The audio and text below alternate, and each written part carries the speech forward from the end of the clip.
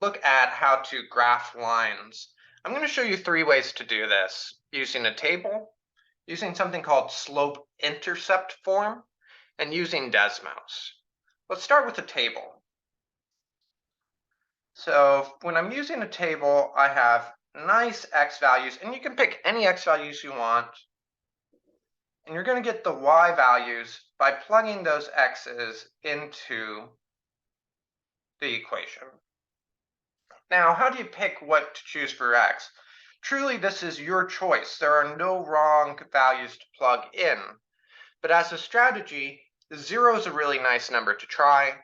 And any sort of number that has something in common with that denominator to cancel that denominator out might be nice. So I might try by counting by threes. So maybe x equals 3, x equals 6.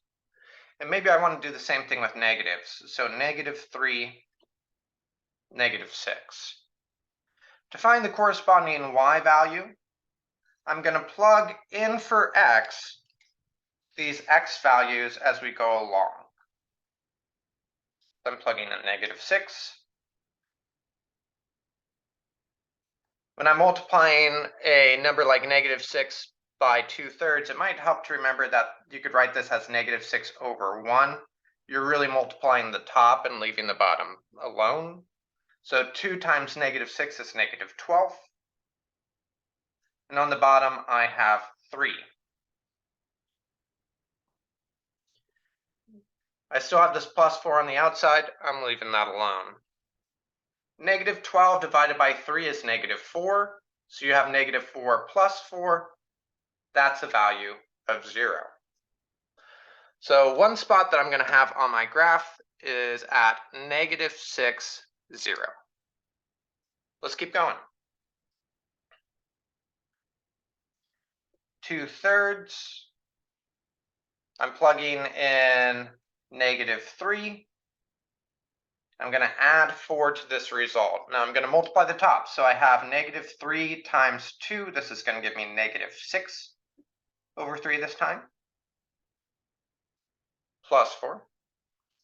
-6 divided by 3 is -2. -2 plus 4 is going to give me a value of 2. So at an x value of -1, 2, 3, I'm going to have a y value of 1, 2. Great.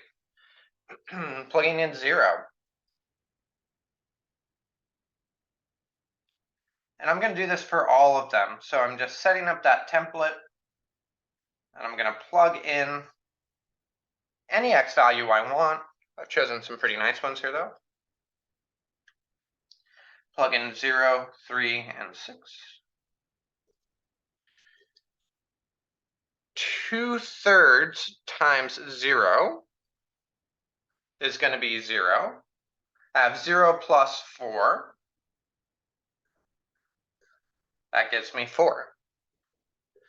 So at an x value of 0, I have a y value of 4.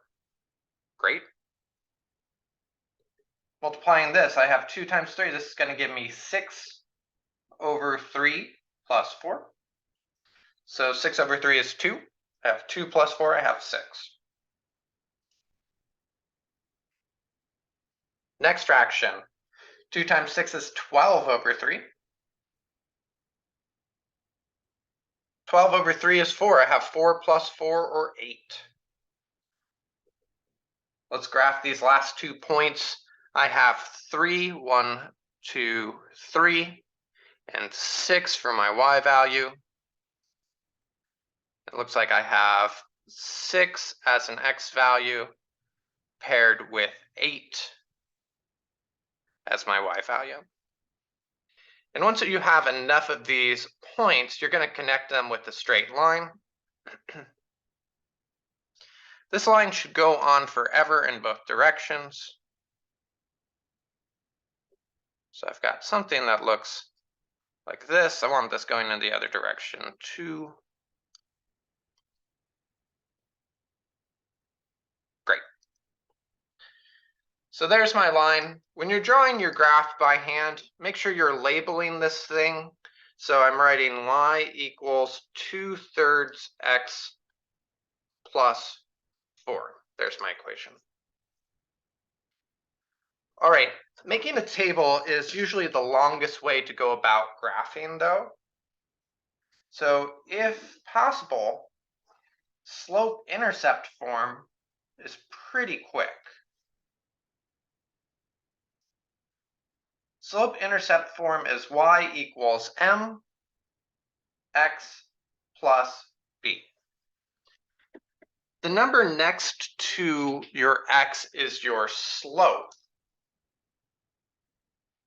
This tells you how your line is changing.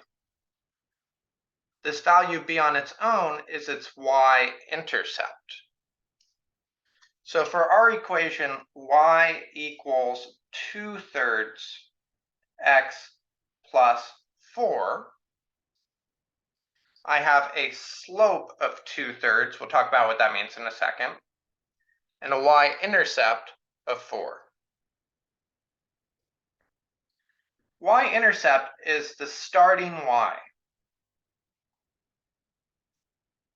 So in this case, my starting y value is 4. So I'm going to see a dot, and I do, here at 0, 4. Now from that heart that I just put on that graph, I need to know how to find another spot. And that's what the slope does. So the slope is going to be some sort of rise over run. And if the top is positive, that tells us we're going to go up. If the top is negative, that tells us we're going to go down. If the bottom is positive, that tells us we'll go left. If the bottom is negative, that tells us we're going to go right. Our slope was a +2 over a +3. That +2 on the top tells us we're going to be going up 2 from any point on the graph that we have. And the positive on the bottom is going to tell us that we have to go right 3. I have a small mix-up here with the signs. Let's fix this. Sorry. Negatives tell you that you go left. Positives tell you that you go right. +3 here is right 3. Sorry about that mix-up. So from this point, I'm going to go up 1, 2, and over 1, 2, 3 to get another spot on my graph, and that does match up. From here, if I go up 1, 2, and then to the right 1, 2, 3, I see that it matches up again. Up 1, 2 over 1, 2, 3. So the slope is telling me how to get new points based off of where I started. Table's a good way to go about things. Slope intercept form's a good way to go about things. I've also got Desmos. So inside of Desmos here, I'm just going to type it in to check. Y equals 2/3, make sure I get out of that denominator, x plus 4. That's lining up with that line that I was drawing by hand. I'll erase that line that I drew by hand along with the points. Perfect. I can even double check some of my values. -6, 0. Well, I had that in the table. 0, 4. That was also in my table. My y-intercept, my starting y value, was 0, 4. My slope, I had a +2 over a +3. Positives on the top mean up. Positives on the bottom mean right. So up 2 from here, 1, 2, to the right 3, 1, 2, 3. And no matter how you cut it, table, slope-intercept, Desmos, it's giving me the same graph every single time. So hopefully this gives you some strategies for graphing. And if you have any questions, as always, feel free to reach out.